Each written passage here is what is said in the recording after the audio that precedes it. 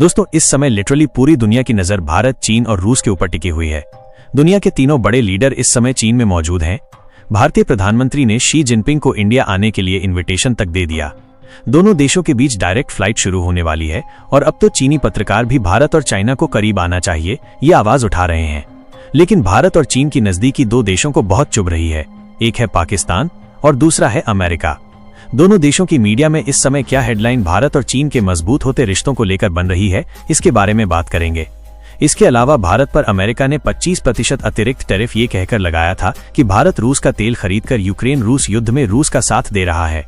अब इस पर यूक्रेन ने अमेरिका को तगड़ा तमाचा लगाया है, क्योंकि यूक्रेन को सबसे ज्यादा डीजल बेचने वाला देश भारत बन चुका है। जियोपॉलिटिक्स से जुड़ी काफी सारी बड़ी डेवलपमेंट इस समय आ रही है और इन सब के बारे में एक एक करके इस वीडियो में डिटेल में बात करेंगे। लेकिन आगे बढ़ने से पहले वीडियो को एक लाइक करके चैनल को सब्सक्राइब जरूर कर लीजिए, क्योंकि आपके लिए 1 सेकंड का काम है, लेकिन इससे हमारी काफी बड़ी मदद होती है।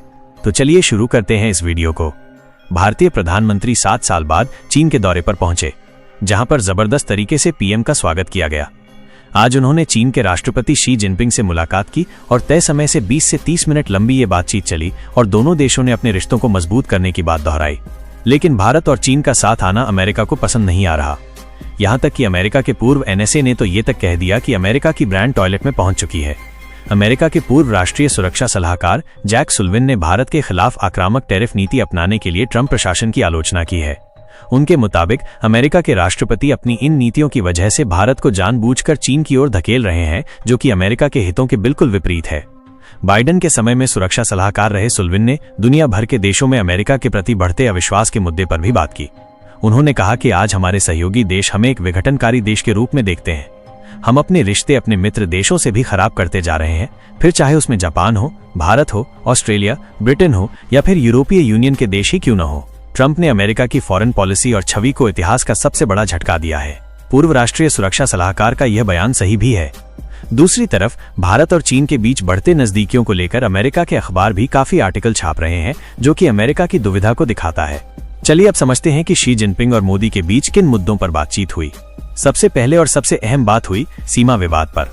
दोनों नेताओं ने साफ कहा कि 2020 के गलवान जैसे टकराव और अतीत की बात होनी चाहिए। दोनों देशों ने सहमति जताई कि सीमा पर शांति और भरोसा बनाए रखना जरूरी है, तभी रिश्ते आगे बढ़ सकते हैं।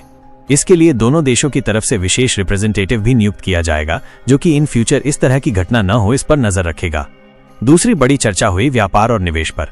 मोदी और शी ने आपसी व्यापार को और संतुलित करने, निवेश बढ़ाने और नई तकनीक, रेयर अर्थ मिनरल्स और सप्लाई चेन जैसी अहम चीजों पर मिलकर काम करने पर जोर दिया। तीसरा बड़ा मुद्दा था लोगों से लोगों का जुड़ाव। दोनों देशों ने यह फैसला लिया है कि फ्लाइट्स बढ़ाई जाएंगी, वीजा की प्रक्रिया आसान होगी और धार्मिक यात्राओं जैसे कैलाश मानसरोवर यात्रा को फिर से सुचारू रूप से शुरू किया जाएगा। इसके अलावा दोनों नेताओं ने कहा कि आतंकवाद और वैश्विक चुनौतियों से निपटने के लिए भारत और चीन को साथ काम करना चाहिए। इस पूरी मीटिंग का सबसे दिलचस्प पहलू यह रहा कि अमेरिकी टैरिफ पॉलिसी ने अप्रत्यक्ष रूप से भारत और चीन को करीब लाने का काम किया है। कई अमेरिकी अखबार ने लिखा कि ट्रंप सरकार की टैरिफ वॉर से भारत और चीन दोनों को यह एहसास हुआ कि उन्हें आपसी मतभेदों को कम करके साथ खड़ा होना पड़ेगा। अब सबकी नजर पीएम मोदी और पुतिन की मुलाकात पर टिकी हुई है। भारत ने साफ कर दिया है कि भारत रूस से तेल खरीदना बंद नहीं करेगा और इस महीने भारत रूस से पहले की मात्रा में ज्यादा तेल खरीदेगा। साथ ही पुतिन और मोदी की मुलाकात के बाद दोनों देश वेस्टर्न देश और अमेरिका को क्या जवाब देते हैं, ये देखना होगा। आपको बता दें, इससे पहले यूक्रेन के राष्ट्रपति जेलेंस्की का पीएम मोदी के पास कॉल आया था और इस मीटिंग के दौरान पीएम मोदी यूक्रेन युद्ध को लेकर और यूक्रेन की जो मांग है वो भी रूस के सामने रखेंगे।